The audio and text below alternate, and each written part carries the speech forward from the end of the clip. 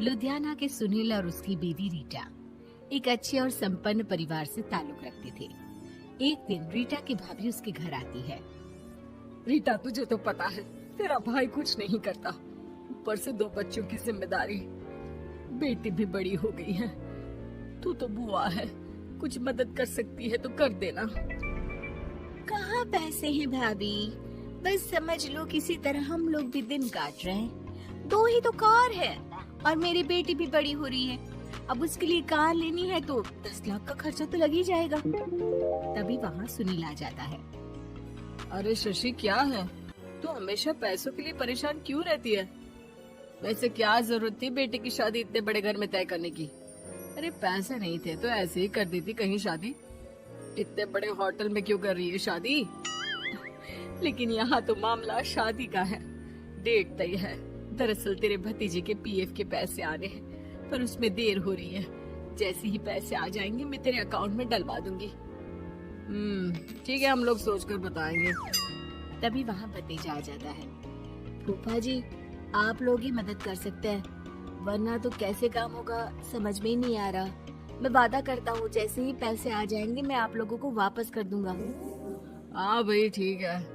अब देख भाई, हमारे लड़के तो सारा दिन घर पर पड़े रहते हैं, ना कमाते हैं ना कुछ कमाने की इच्छा रखते हैं। लेकिन चल ये ले, कितने पैसे चाहिए? जी 4 लाख रुपए। ठीक है, लेकिन पैसे ध्यान से वक्त पर वापस लौटा देना।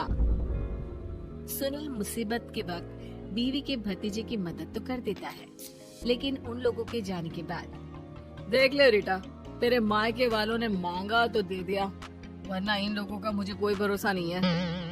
अरे क्यों भरोसा नहीं है? इससे पहले तो कभी इन लोगों ने आपसे मदद भी नहीं ली। हाँ, ली तो नहीं, लेकिन पैसे की किल्लत ही रहती है ना इन लोगों के पास। अरे ठीक है ना, नहीं लौटा पाए तो भतीजे के ससुराल से निकाल देंगे। सुना है बड़े घर में शादी हो रही है। सुनील और रीटा पैसे तो दे देते हैं, लेकिन अगले रोज ही। हाँ भाई साले साहब, क्या हाल है? ठीक हूँ जीजा जी।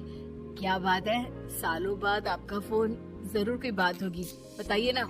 अरे वो तेरी बड़ी भाभी आई थी, बेटी की शादी कर रही है ना, तो पैसे लेने के लिए मैंने दे दिए 4 लाख। सोचा भाई किसी गरीब की बेटी की शादी हो रही है, पुण्य मिल जाएगा। अच्छा किया जीजा जी, उनका बेटा बहुत मेहनती है, जल्द ही लौटा भी देगा। वहीं रीटा भी फोन करके हर किसी को पैसे देने की बात करती है। रीटा की भाभी शशि के पास उसके भाई का फोन आता है। तूने सुनील से पैसा लिया है क्या? नहीं भाई, सिर्फ बात की है, बोल तो रहा है कि दे देगा। वो लोग मदद करने वालों में से नहीं है, और मदद कर भी दे लेकिन समाज में गा गा कर हालत बुरी कर देते हैं। अब गाने दीजिए ना भाई, मैं क्या कर सकती हूँ, मेरे पास कोई ऑप्शन भी तो नहीं है। बेटी की अगले हफ्ते शादी जो है। शशि की बेटी की शादी हो जाती है, लेकिन शादी के 1 महीने बाद ही सुनील का फोन भतीजे के पास आता है। हाँ भाई, शादी तो हो गई हम लोगों की दुआ से।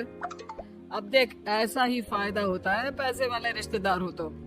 तेरे वक्त पर हम कैसे खड़े हो गए थे, लेकिन अब पैसा लौटा दे भाई।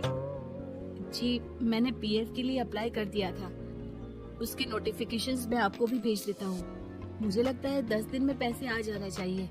जैसे ही पैसा आएगा मैं आपके अकाउंट में डाल दूंगा।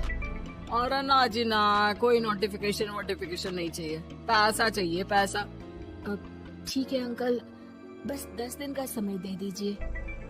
अभी हफ्ता भी पूरा नहीं होता कि भतीजे के पास उसके गांव के दूर के चाचा का फोन आता है। अरे बेटा, क्या बात है, सुनील के कोई पैसे ले रखे हैं तो दे क्यों नहीं देता? हाँ चाचा जी, बात तो हुई थी, 10 दिन का वक्त मांगा है, उम्मीद है हो ही जाएगा। अरे फोन कर रहा है, रोज बता रहा था कि बेटी की शादी में मदद की थी। अब क्या है ना, भले ही शादी 10 दिन रोक देते, लेकिन सुनील से मदद नहीं लेनी चाहिए थी। याद है ना, मधु की मदद करके कितना बदनाम कर दिया था उसने पूरे घर को सोसाइटी में। हाँ चाचा जी, मैं भी यही सोच रहा था कि उन लोगों से मदद नहीं लेनी चाहिए थी। कई लोगों के फोन आ चुके हैं। वही रीटा अपनी भाभी को फोन कर देती है। क्या है भाभी, कब पैसे लौटाओगी? पता है ना ये कितना बोल रहे थे, तुम्हारे बोलने पर मैंने पैसे दिए हैं। भाभी अब तो आपके बेटे की कार बेच दो और हम लोगों के पैसे दे दो। अरे लेकिन रीटा, बात तो 3 महीने की हुई थी ना, अभी तो 2 महीने भी नहीं हुए पैसा लिए, थोड़ा तो सब्र करो। नहीं नहीं भाभी, वैसे मेरा बेटा टिक्कू आ रहा है आप लोगों के घर रहने के लिए, उसको अच्छे से खिलाना पिलाना, समझी? भाभी को समझ में नहीं आता कि वो क्या करे। वो बेटे से बात करती है। अरे माँ, इन लोगों से मदद लेकर सच में बहुत बड़ी गलती कर दी।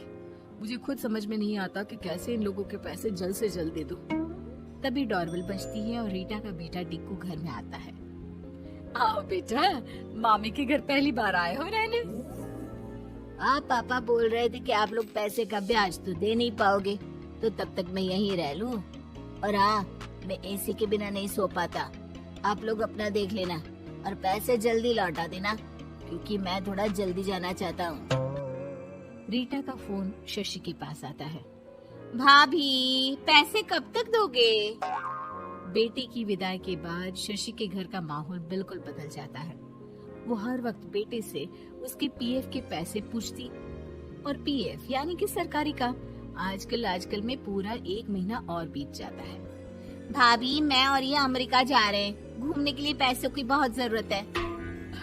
रीटा, मैं पूरी कोशिश कर रही हूँ कि जल्द से जल्द पैसे का इंतजाम कर दूं, लेकिन पक्का नहीं बोल सकती।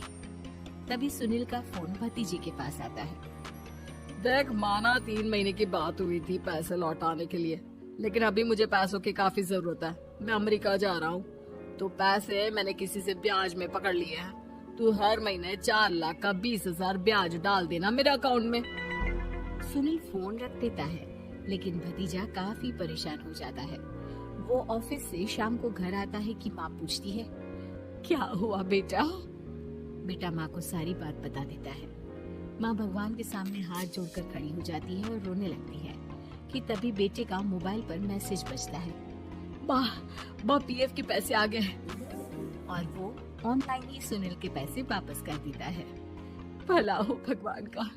लेकिन आज एक बात तो समझ में आ गई, मदद हमेशा उन लोगों से लो जो मदद के बदले आपसे मदद में दी गई रकम ही वापस लें, ना कि समाज में आपकी इज्जत।